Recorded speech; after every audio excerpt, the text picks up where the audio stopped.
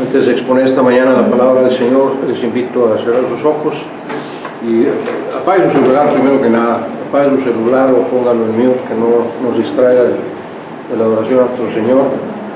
Y le invito a que cierre sus ojos para tener una oración.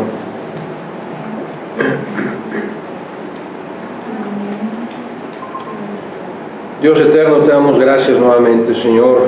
Este ha sido un día lleno de bendiciones. Desde temprano, Señor, tú has cuidado de cada uno de nosotros, nos has dado sustento, nos has protegido y nos has traído hasta tu casa de oración, Señor.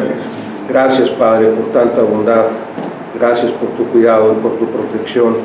Y gracias, Padre, también porque nos das la oportunidad de reunirnos en esta libertad, Señor, para estudiar tu palabra, para buscar, Señor, el alimento espiritual que tú tienes preparado para cada uno de nosotros. Permite, Padre, que haya en nuestro corazón, en nuestra mente, en nuestro espíritu, total reverencia, Señor, que estemos atentos a tu voz. No soy yo el que predica, Padre, eres tú a través de mí. Úngenos con tu Santo Espíritu, Señor. Sé tú el que habla en nuestros corazones y no permitas que nada ni nadie nos distraiga de la adoración a ti, Señor. Úsanos, te lo ruego, con humildad y con gratitud en el todopoderoso nombre de tu Jesucristo, nuestro Salvador. Amén. Amén. En cuanto a la actividad propia de cada miembro del cuerpo de Cristo, actividad propia, es decir, del uso de nuestros dones, hay dos clases de cristianos, y es el título del sermón. Hay cristianos que somos indolentes y hay cristianos que son diligentes. Ahora, indolentes o diligentes. Y la intención de este sermón es que usted y yo, con toda humildad y con toda sinceridad, nos presentemos ante nuestro Señor y reconozcamos qué clase de cristianos somos. Si somos cristianos indolentes o cristianos diligentes. Ahora, usted sabe, lo he dicho en otros sermones, Dios es un Dios de extremos absolutos. Para Dios solo existe el bien y el mal, no hay nada en medio. La verdad y la mentira, no hay verdades a medias, no hay mentiras a medias, o es verdad o es mentira. El cielo o el infierno, la justificación o la condenación, para Dios no hay puntos intermedios. Así es que no podemos escoger a veces ser medio indolentes o medio diligentes, o somos indolentes o somos diligentes. Ahora es verdad, alguna parte de nuestra vida probablemente hemos sido cristianos diligentes, y en otra parte de nuestra vida tal vez hemos sido cristianos indolentes. Ahora, para que usted y yo nos ubiquemos y podamos determinar si somos cristianos indolentes o diligentes, tenemos que entender qué significa ser indolente y qué significa ser diligente. Y vamos a proyectar aquí. Indolente se refiere a una persona, no levante la mano ni haga señas ni de un codazo al de junto, de ya están hablando de ti. Concéntrese nada más en usted mismo, por favor. Una persona indolente es aquella que es perezosa, floja, apática, ociosa, indiferente, insensible, nada le afecta ni le conmueve. En resumen, es una persona inútil. Soy fuerte, ¿verdad? Y lo más importante a resaltar de la característica de una persona indolente o negligente es que no produce ningún fruto ni para él mismo, ni para ella misma. No produce absolutamente ningún fruto. Y vemos en Proverbios 12, versículo 27,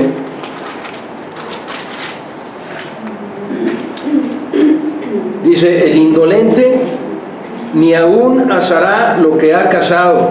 O sea, es tan flojo, tan negligente que ni siquiera lo que caza lo asa para comer.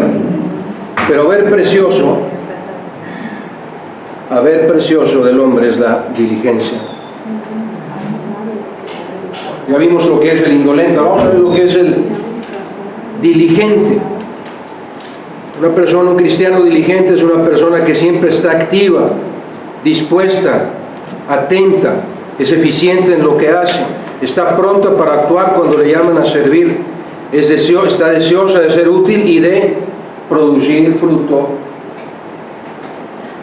de vez en cuando. Constantemente, perdón. Así es que la característica principal negativa del indolente es una persona que no produce fruto ni para él mismo. Aquí dice el versículo que leímos de Proverbios que ni lo que caza lo come, lo cocina.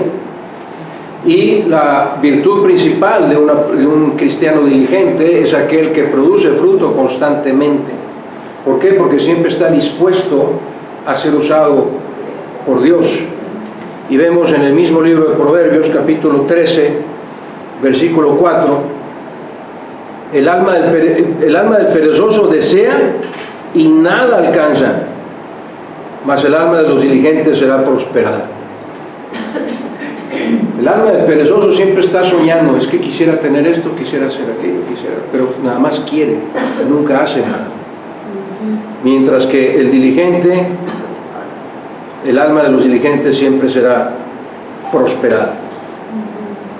Ahora les comparto que uno de mis mayores anhelos es que cuando cada uno de mis hermanos y hermanas que están en esta congregación estemos en el tribunal de Cristo, que cada uno de ustedes cuando esté en el tribunal de Cristo, ese es mi mayor anhelo. Que nuestro Señor Jesús, como dijo en Mateo 25, 21,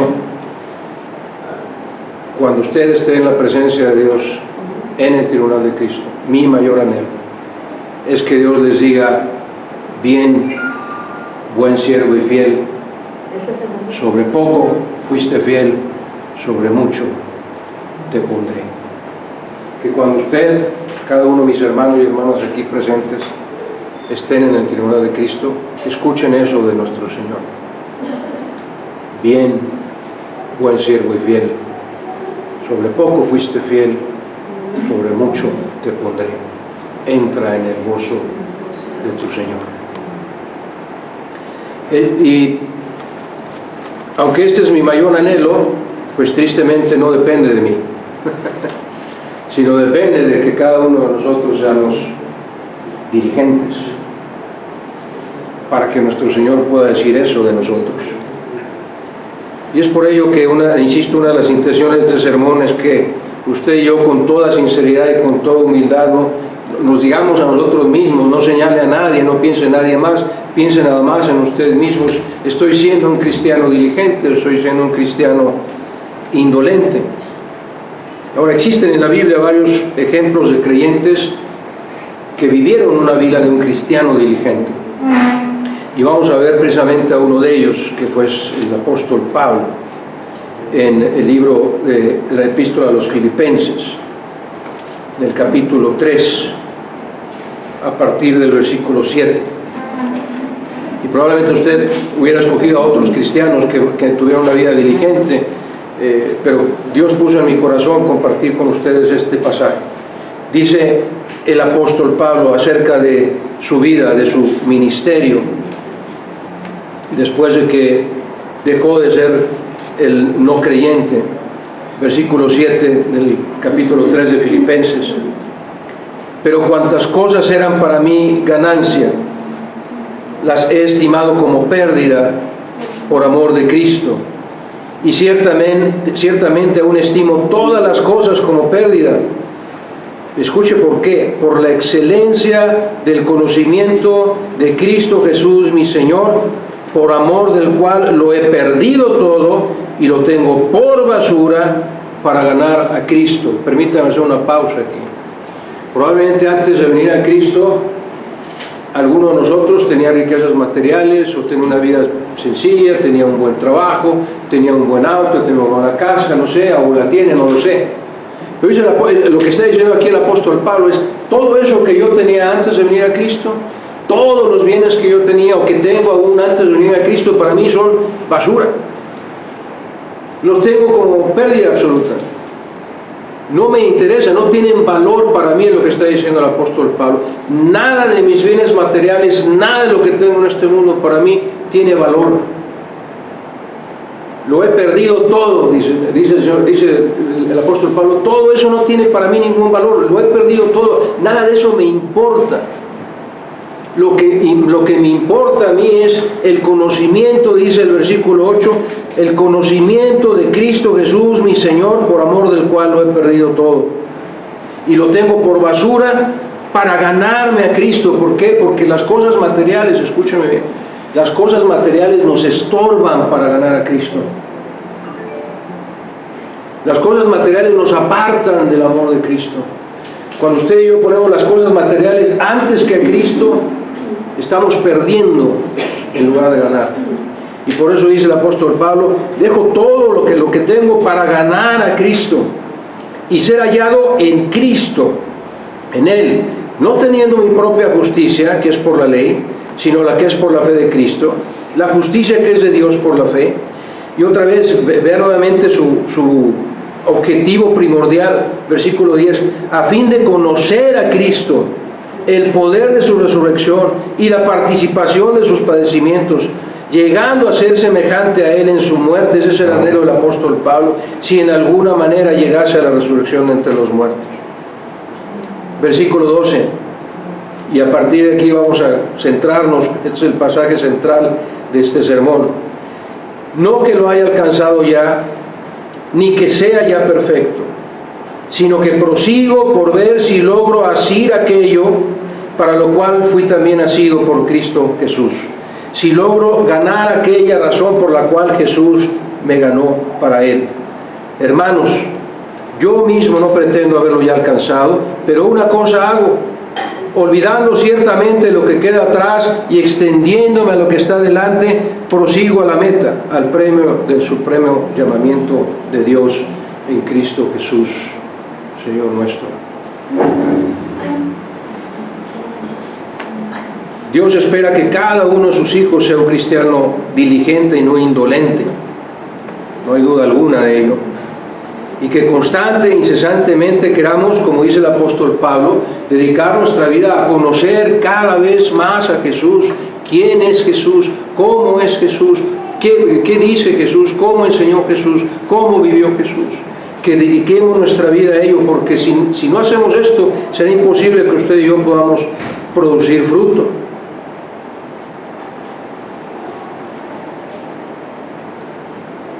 Reconozco que al analizar mi ministerio, yo he sido un cristiano indolente la mayor parte de mi vida. La mayor parte del tiempo como cristiano, desde el momento en que Dios me rescató, me reconozco como un cristiano indolente.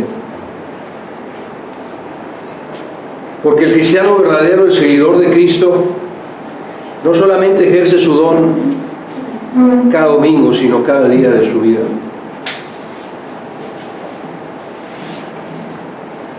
Frecuentemente pienso, y aquí voy a vaciar un poco mi corazón en ustedes, frecuentemente pienso en los inicios de la iglesia, cómo empezó la iglesia. En Hechos 2:47. Y pienso en esto porque muchas veces me entristezco porque no veo el crecimiento de nuestra congregación.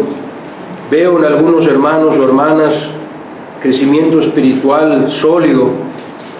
Recuerdo cuando los conocí la primera vez y los veo ahora y puedo ser testigo de cómo han crecido grandemente en el conocimiento de Dios y de su voluntad.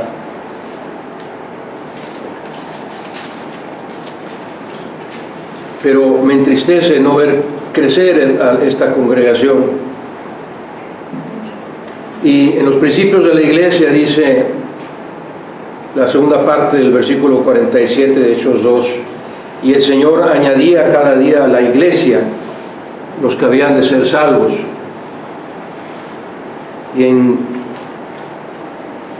el apóstol Pablo, en la primera carta a los Corintios, en el capítulo 3, versículos 6 y 7 dice: yo planté, Apolos regó, pero el crecimiento lo ha dado Dios. Y a veces me excuso con esta verdad. Dice el versículo 7, así que el que planta y el que riega no son nada. El crecimiento lo da Dios. Y yo creo que me he escudado en esta verdad bíblica para no entristecerme más al ver que nuestra congregación no crece.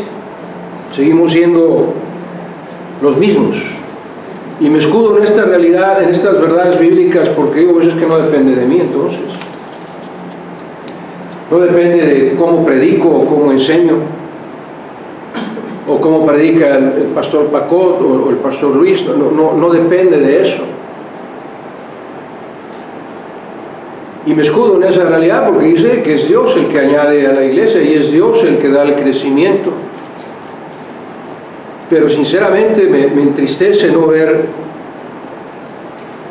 crecer a nuestra congregación, no solo espiritualmente, sino en número de miembros. Y me confronto a mí mismo con esta pregunta: ¿a cuántos familiares, amigos, vecinos, compañeros de trabajo o de escuela he invitado a venir al templo, o a menos a los estudios de los jueves? ¿O qué tan diligentemente he insistido, si es que he invitado a alguien, en invitarlos, de convencerlos de venir a la casa del Señor? ¿A cuántos he invitado? Familiares, vecinos, compañeros de trabajo, compañeros de escuela. ¿O acaso me da pena decirles que soy cristiano? ¿O pienso que a lo mejor mi testimonio hacia ellos no es tan sólido como para convencerlos? Y que yo digo, oye, yo soy cristiano y quiero que vayas al templo, y que se me queden viendo, tú eres cristiano, ¿de verdad? Y pregunto con un corazón humilde y temeroso de la verdad: ¿será que mis amados hermanos y hermanas creen que a sus conocidos no los quieren invitar porque no les va a agradar venir a este templo?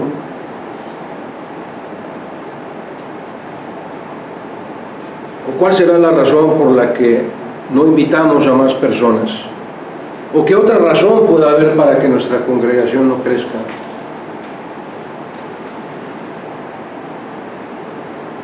¿O tendré que decirles quién va a predicar el domingo siguiente para que digan, entonces sí los invito? ¿Va a predicar hermano Esteban? No, ese domingo no los llevo porque este hermano es bien regañón. ¿Cuándo va a predicar el pastor Paco? El domingo que vamos a invitarlos porque va a predicar el pastor. ¿Cuándo va a predicar el pastor Luis? Hay que traerlos cuando predique el pastor Luis. Pero que no venga cuando predique el pastor Esteban. ¿Cuál será la razón por la que no invitamos a otras personas? Espero que no sea porque nuestro testimonio no nos permite hacerlo. Pero en estos 7 años, desde que empezamos a congregarnos, hemos visto, y ustedes probablemente tengan en su memoria, muchos hermanos y hermanas que empezaron de hecho esta obra, que estuvieron con nosotros en el inicio de esta obra y que ya no están. Y yo he tratado de seguirlos porque a veces malentiendo la palabra de Dios cuando dice: ¿qué pastor es aquel que si tiene 99 ovejas y una se le pierde, no va tras de ella? Y entonces cuando algún hermano o hermana dejaba de venir, ahí estaba yo insistiendo,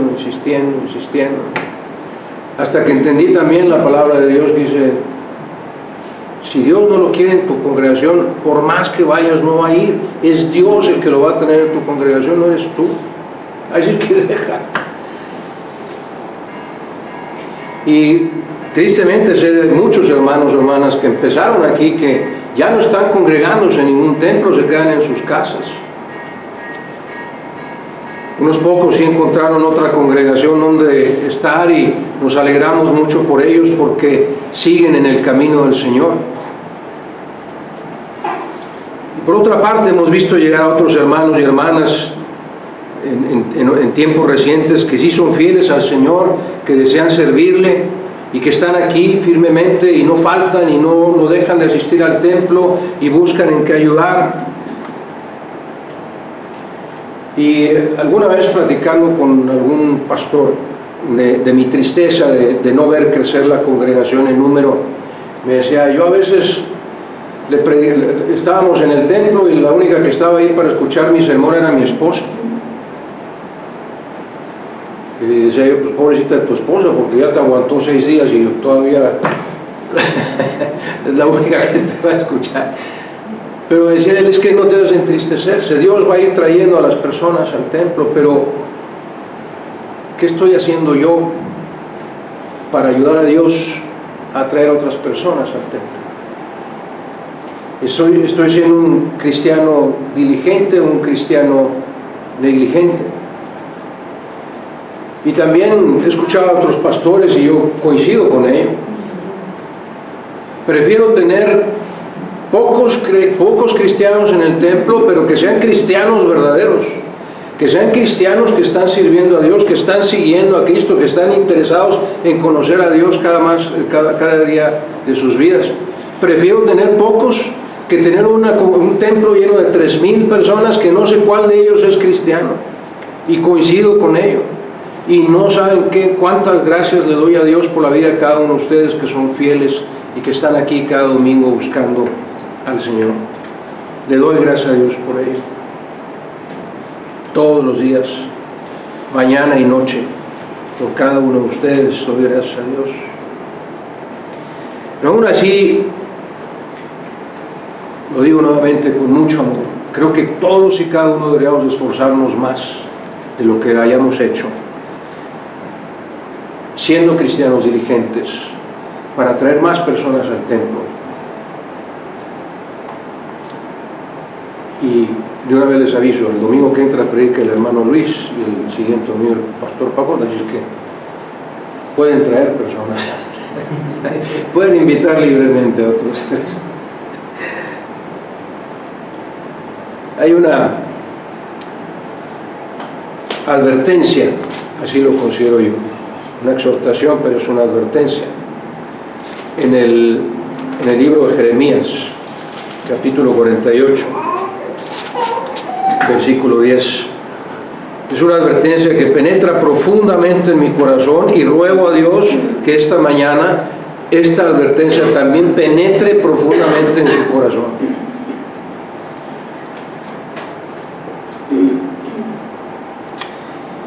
La primera parte de ese versículo dice: maldito el que hiciere indolentemente la obra de Jehová. Es un versículo difícil, duro,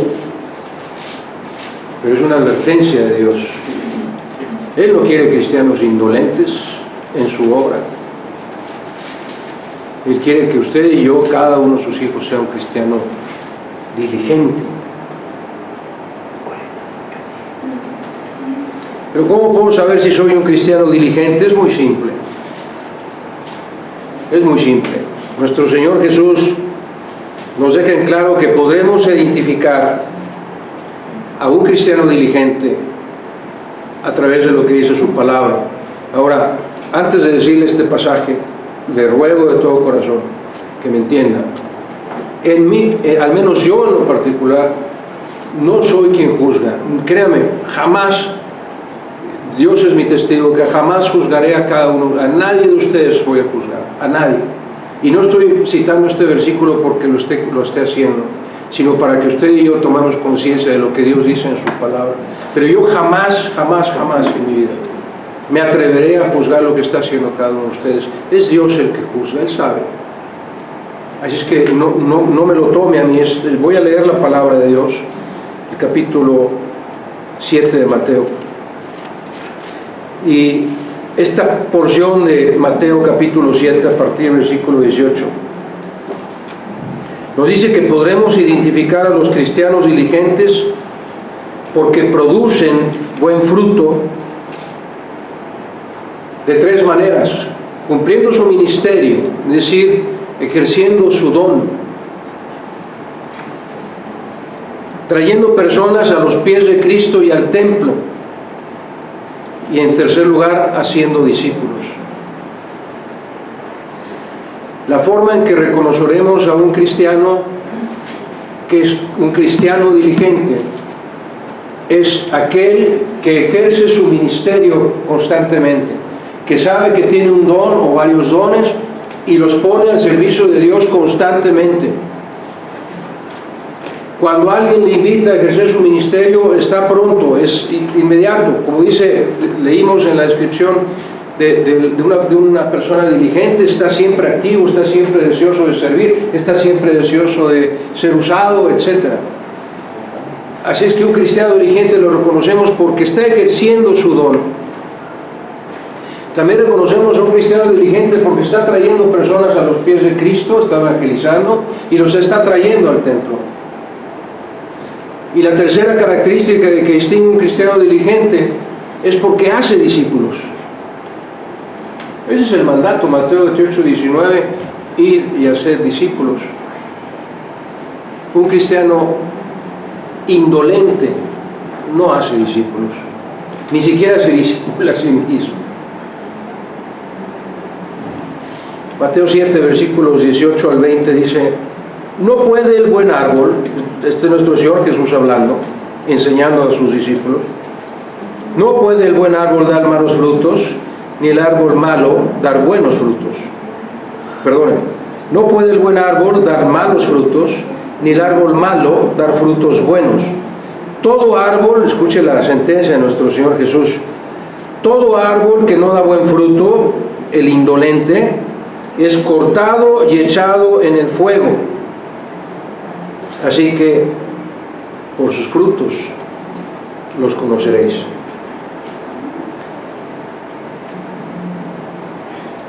Asimismo, un cristiano diligente no solo dará fruto, no solo dará buen fruto, sino dará mucho fruto. Dice también nuestro Señor Jesús en Mateo 13:8, hablando de la parábola del sembrador, pero la semilla de Dios cayó en buena tierra y dio fruto, cual a 100, cual a 70 y cual a 30 por uno. Es decir, mucho fruto. No de vez en cuando, sino que constantemente da fruto.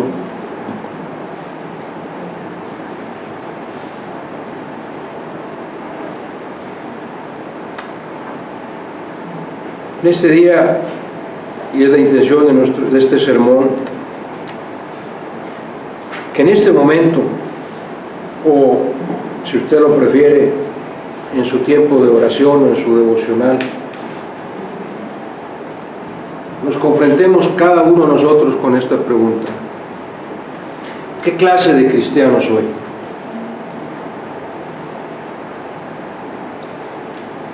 ¿Estoy siendo indolente?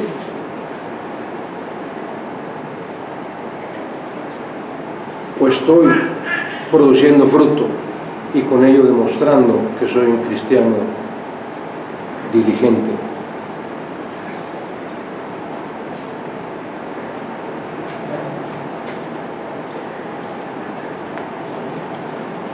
Ruego a Dios que no haya yo herido sus sentimientos o que lo haya lastimado con este sermón.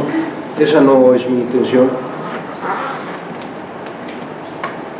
Es simplemente un llamado a nuestra conciencia, y lo digo con vergüenza. Yo he sido un cristiano indolente mucho tiempo.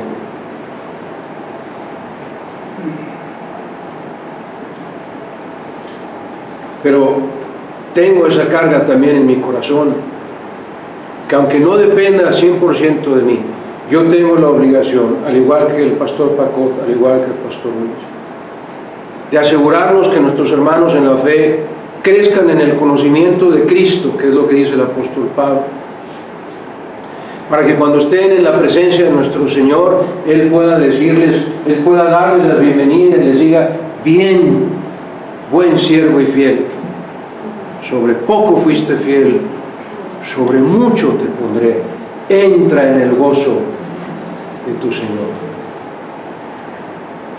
Esa es la razón por la que predico este sermón, porque ese es mi anhelo. Pero nos toca a cada uno de nosotros ser cristianos diligentes para que eso suceda. Reciban esta exhortación, hermanos, tal como la he predicado, con todo mi amor. Con todo mi amor. Sin juzgar absolutamente a nadie. Pero sí deseando de todo corazón que cada uno de nosotros produzca frutos para la honra y gloria de nuestro Señor. Oremos.